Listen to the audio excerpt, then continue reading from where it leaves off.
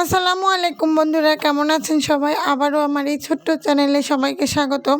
আমি আজকে খুবই সহজ একটা রেসিপি নিয়ে হাজির হয়েছি। আশা করি ভিডিওটি সবার অনেক ভালো লাগবে। তো চলুন দেখে নিই। আমি এখানে ফ্রাই প্যানে তেল গরম করে নিয়েছি আর দিয়ে দিচ্ছি তাতে কিউব করে কেটে রাখা আলুগুলো আমি ভেজে নিব। খুব কড়া করে ভেজে নেব না, হালকা ভেজে নেব যাতে আলুটা সিদ্ধ হয়ে যায়।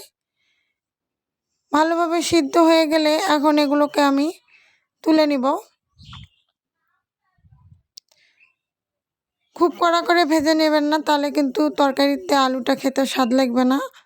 আলুটা তুলে নেওয়ার পরে এখানে আমি দিয়ে দেবো হাফ কাপের মতো পেঁয়াজ কুচি একটু ভালোভাবে নেড়ে চেড়ে নিয়ে আমি এখানে দিয়ে দিচ্ছি গরম মশলা। এখানে আমি দিয়েছি দারচিনি, তেজপাতা, একটা কালো ফল আর একটা সাদা ফল।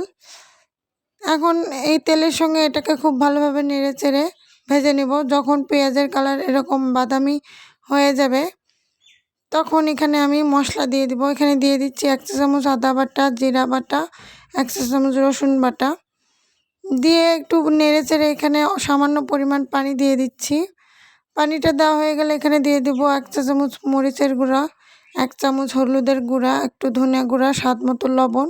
তারপর মশলাটাকে খুব ভালোভাবে কষে নিতে হবে। যখন তেল উপরে উঠে চলে আসবে তখন বুঝতে হবে মশলাটা কষানো হয়ে গিয়েছে। এখন এখানে আমি ধুয়ে বেছে কেটে রাখা চিংড়ি মাছ দিয়ে দিব।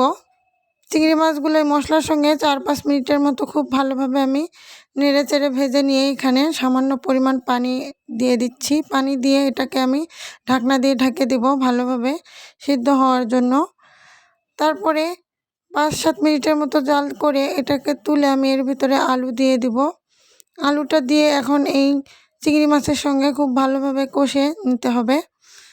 সবার শেষে এখানে দিয়ে দিব 4-5টার মতো কাঁচামরিচ।